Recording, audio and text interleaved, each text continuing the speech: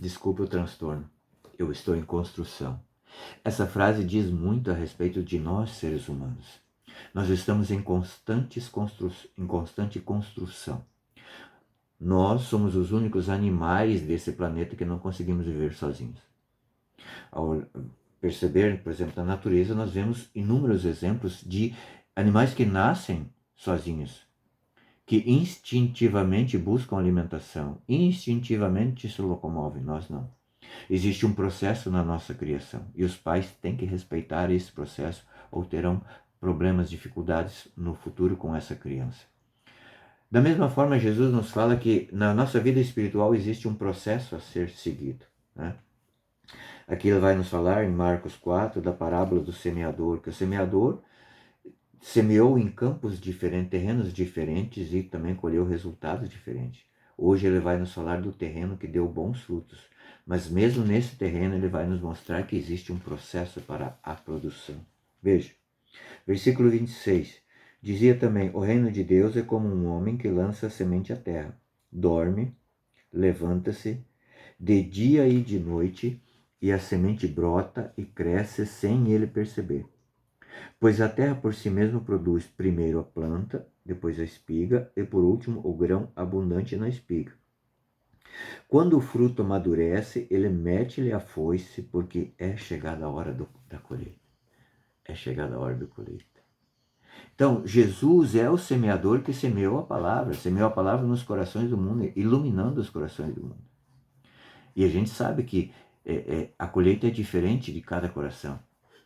E até mesmo em nós vemos que em determinada época nós produzimos melhor, né, essa semente que Jesus plantou.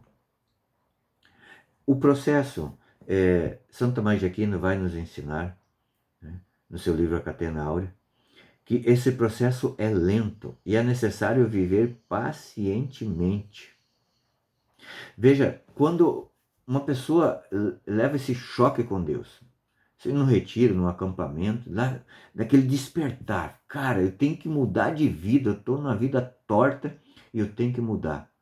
E no princípio dessa conversão, né, aquele gozo, a gente se sente bem, a gente se sente assim invulnerável. Essa é a graça de Deus, é o gozo que Deus coloca em nós para dar aquele start, aquele começo. É como se fosse um carro e ali está dando a partida. Mas essa bateria, com o tempo, ela vai ter que desligar esse motor de partida e aí vai ter que ser a combustão, no tranco.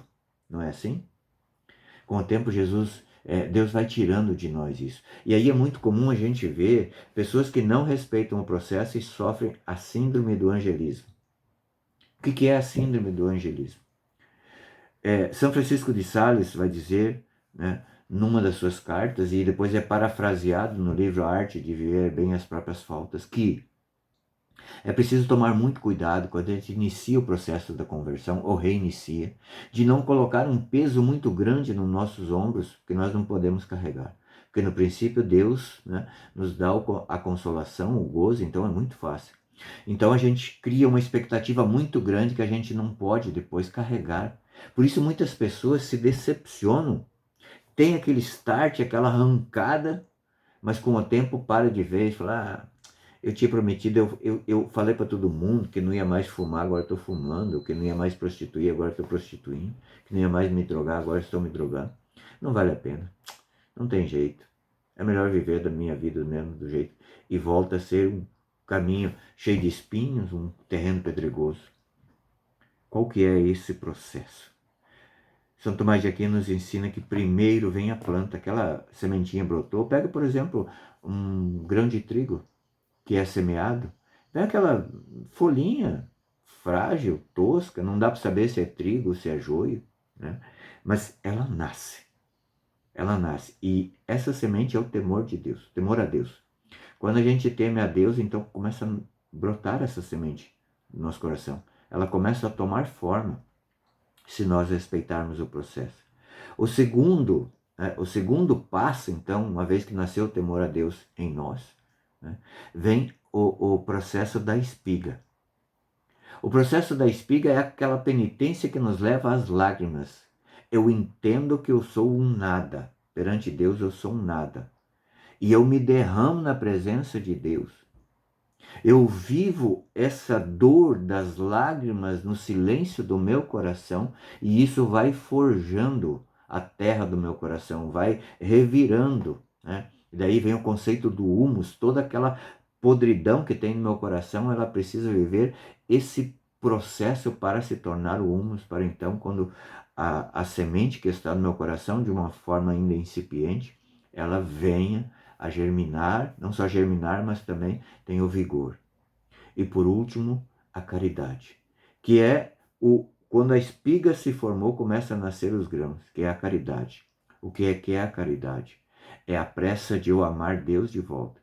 Então as pessoas vão perceber que deu frutos. Por exemplo, um pai de família, uma mãe de família que ensina, que e respeita o processo, as pessoas vão ver no filho, nos filhos dele, que os filhos estão vivendo aquilo que os pais estão vivendo e estavam ensinando muitas vezes, não de forma didática, mas apenas, né, a sua própria presença, o exemplo de vida que está dando os frutos.